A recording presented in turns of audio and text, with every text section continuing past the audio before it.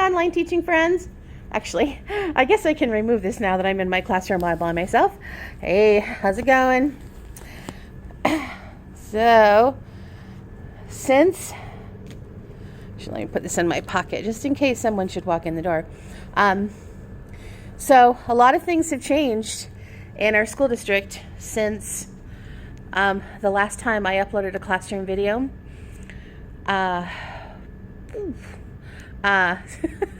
This year has just been a year of just constant flux and constant change. And I know parents are really looking to us to be that sense of stability in their students' lives, but we can't really offer that. So a couple of weeks ago, the district decided to totally change the type of learning that students are going to be doing. At first, it was either totally e-school or totally 100% full day. They've changed their mind on that. They're still offering e-school as an option, but now they're offering two different options for parents. One is blended learning, which students come to school 2 days for half days that are in school, and then we are to provide as teachers online stuff the other 2 days, or what's called a home study option, which is kind of like e-school, except that a student in the home study option can come back to in-person school at any point and can also go out of in-person school at any point. So it's trying to offer that flexibility. If there should be a COVID diagnosis or they should have to shut down a class, you can go back and forth. But teachers have to prepare for that. So we're responsible for those home study students. So first of all, I wanted to show you what, that was a flattering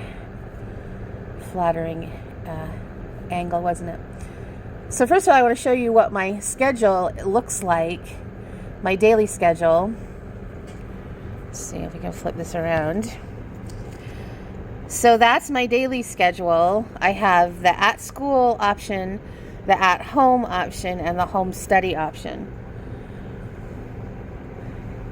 And you can see we're doing kind of a combination if we want to focus on the at-home and at-school option.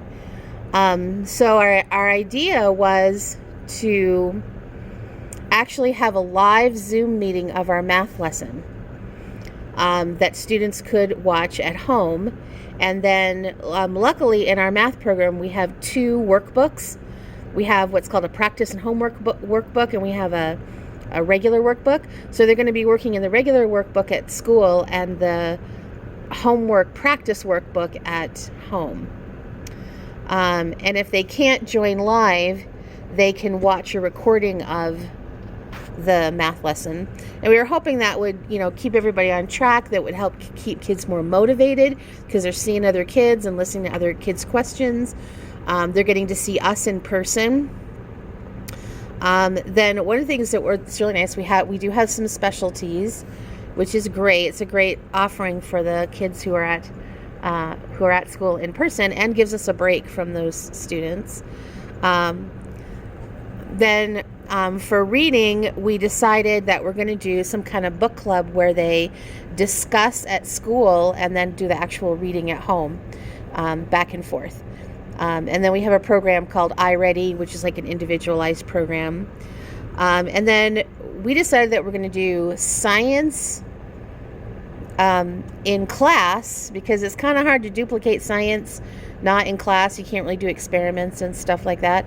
And they're going to be doing writing at home. And then our afternoon, the kids go home at 1:25, and we have Zoom sessions as needed. So the at-home and the home study look very, very similar. We're hoping that they can join us live for a Zoom meeting, but if not, they can watch the recorded version and then just communicate to us what their score is or any questions or problems they have. Instead of doing book club, they're going to read a book of their choice. They're going to do iReady, which we know is a good program. It's going to give them what they need. And then writing. So that's what that looks like. And we had to totally redo that. And that's after a lot of work. So because of that too, I changed the way the classroom looks a little bit. I do have one chair up and one chair down, and that's just to help students on the first day. They can only choose a chair that's down on the ground, so that I only have one student per desk. And chairs that are up are going to be reserved for the kids on the other day. And I'm not really sure what I'm going to do about the dividers. I'm thinking of maybe still using them, because I really don't want, what I'm afraid is going to happen if there's only one child at a desk, then the kids are just going to start spreading out. And that's not what I want them to do. I want them to get used to the fact that there's somebody else on the other side, that this is their space, and try to keep it, obviously you can't keep it totally clean, but as clean as possible. Because the kids are taking home their Chromebooks every day, I got these bubble mailers. And they are going to decorate the bubble mailer on the first day of school, and that's what they're going to carry their laptop in, their Chromebook, excuse me, not their laptop. So that will give a little bit of protection, I'm hoping. And it was a really inexpensive solution. Obviously, I can't afford to buy Chromebook covers for every single child, and the district can't do that either. So yeah, it's cheap and it's fun because they get to decorate it and hopefully a little bit of protection. Also, I've got my teacher stoplights out. This is something I started doing last year, and I just absolutely love these things. So they're just red, yellow, and green party cups. That's it. And at certain points in the lesson, I use it mostly for math. I will have the students use their teacher stoplight. And green means I'm ready to go. I don't need any more instruction. Just let me alone. Yellow means I think I know what's going on. I might need a little bit of help. Red is I have absolutely no clue what's going on.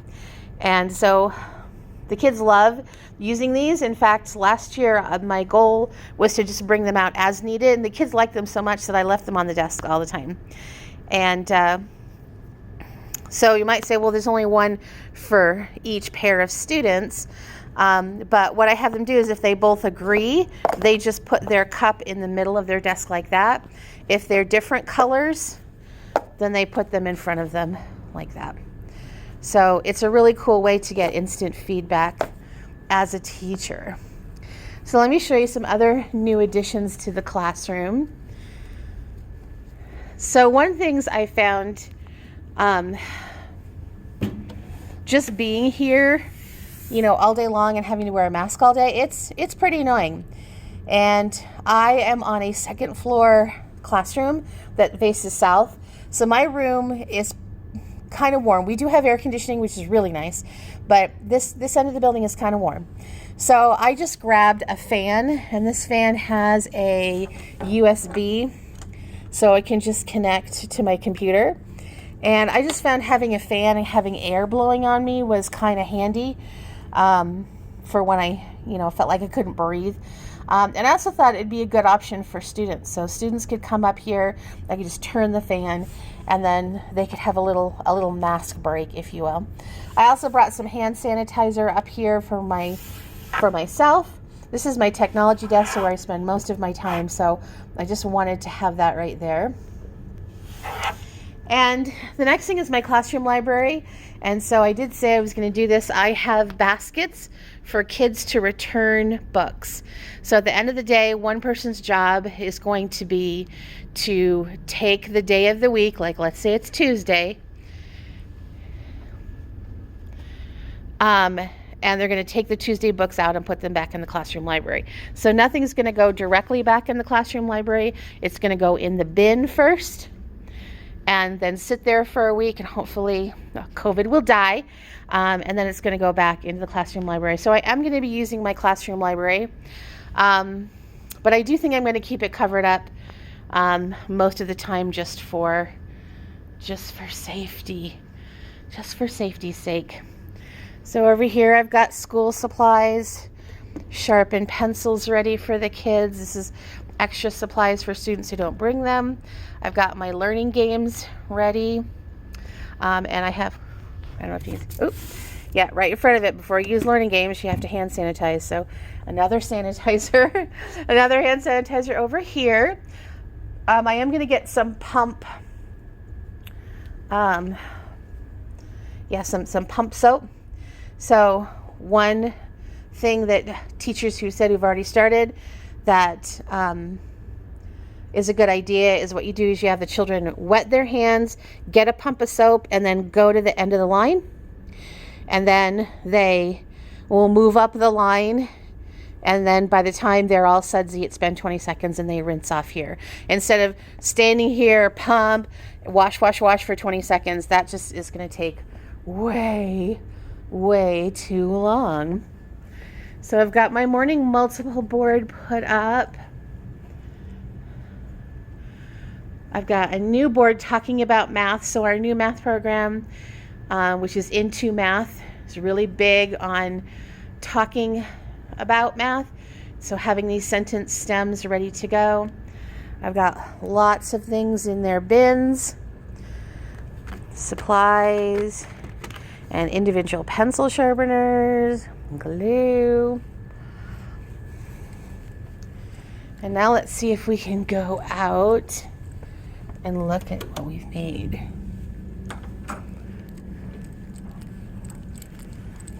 Morning.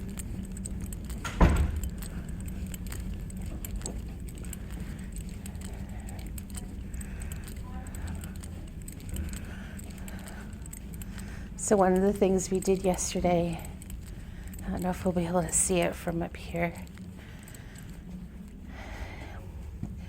is we made dots on the ground where students are going to stand. So they're going to line up on the first day. So all teachers are going to meet their classes outside. So we can go over mask requirements, so we can review social distancing and what six feet is.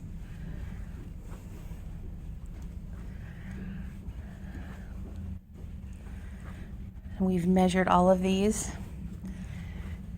And we were amazed. We only did 12 dots per class. But we were amazed at how far out we had to go to measure for social distancing. But we thought it would be really great for kids to be able to see what 6 feet means. Maybe even, stretch their arms out and realize how big 6 feet really is when we're talking about staying 6 feet apart. So I hope this video has given you some good ideas about what to do and what some solutions we have for social distancing. TTFN, ta-ta for now.